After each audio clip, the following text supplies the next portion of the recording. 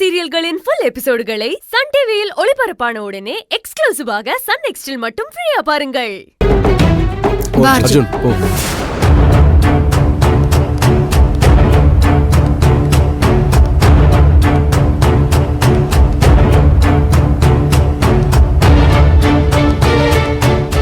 வா உட்கார்.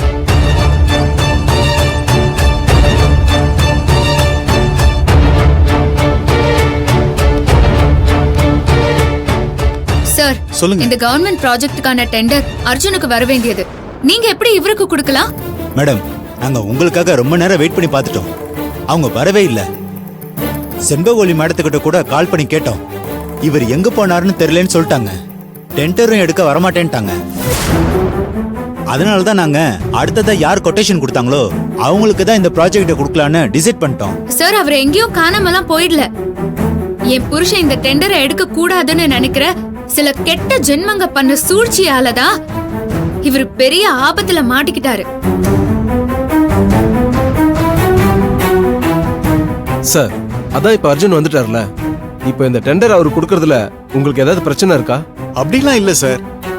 அர்ஜுன் சார் இல்லன்னு இவருக்கு டெண்டர் கொடுக்க டிசைட் பண்ணோம். மத்தபடி எங்களுக்குமே செண்பகவல்லி மேடம்க்கு தான் இந்த டெண்டரை கொடுக்கணுங்கிறது விருப்பம். சார், அந்த ஃபைலை கொடுங்க சார். கொடுங்க.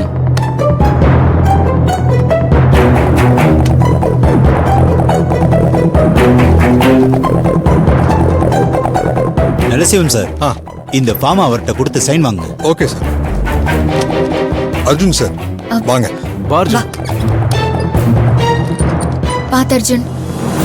ஒரு நிமிஷம் சார்.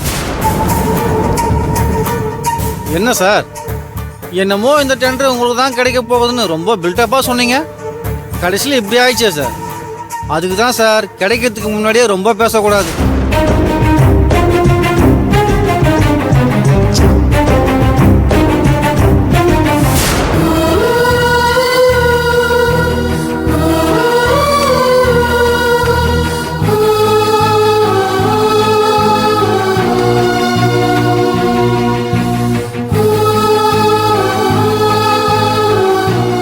காங்கிராட் சார். இந்த ப்ராஜெக்டை நல்லபடியா பண்ணுங்க. Thank you sir. இந்தாங்க. அதை என் ஒய்ஃப்டே கொடுத்துருங்க. அவங்க இல்லைன்னா இந்த டெண்டரை கம்பெனி கிடைச்சிருக்காது. வாங்க மலர். இல்ல வாங்க. இந்தாங்க மேடம். நல்லபடியா முடிஞ்சது. குடும்பம். அர்ஜுன் போலாம். போ அர்ஜுன்.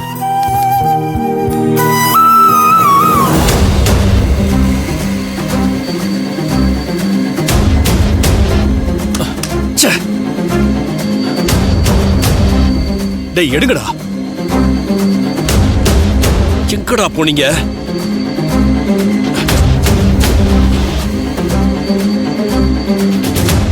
எடுக்காம எங்க போயிட்டானுங்க?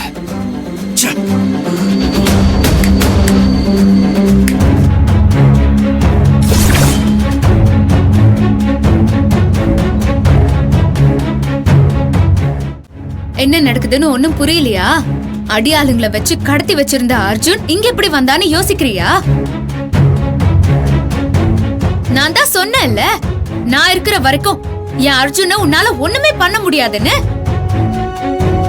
உனக்கு எல்லாம் கொஞ்சம் கூட அசிங்கமாவே இல்லையா? நேத்து நான் உன்கிட்ட வந்து கேக்கும் போது பெரிய வீர மாதிரி இந்த மாதிரி சின்ன பிள்ளைங்களை கடத்தி வச்சு விளையாட மாட்டேன்னு சொன்ன.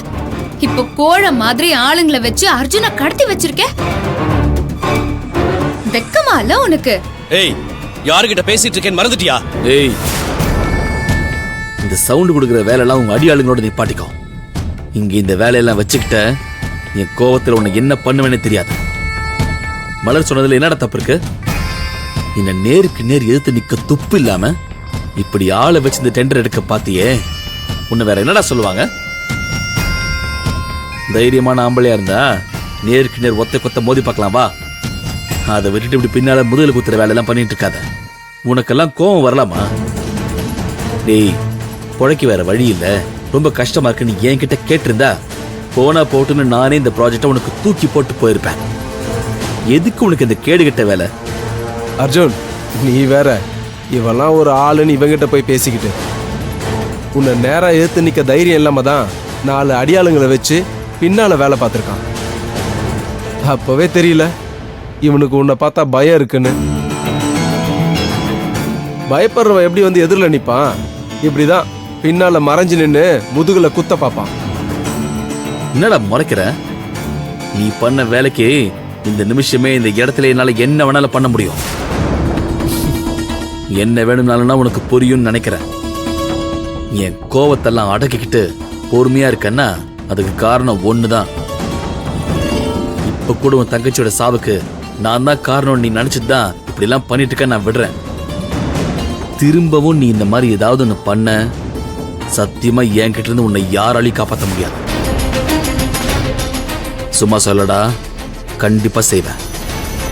அர்ஜுன், அதுக்காக இந்த கிரிமினலை அப்படியே விட்டுட்டு போக சொல்றியா? வேற என்ன பண்ணலாம்னு சொல்லு மலர். என்ன பண்ணலாம்லாம் இல்ல, ஏற்கனவே மலர் பண்ண வேண்டியதெல்லாம் பண்ணிட்டான். அங்க பாரு,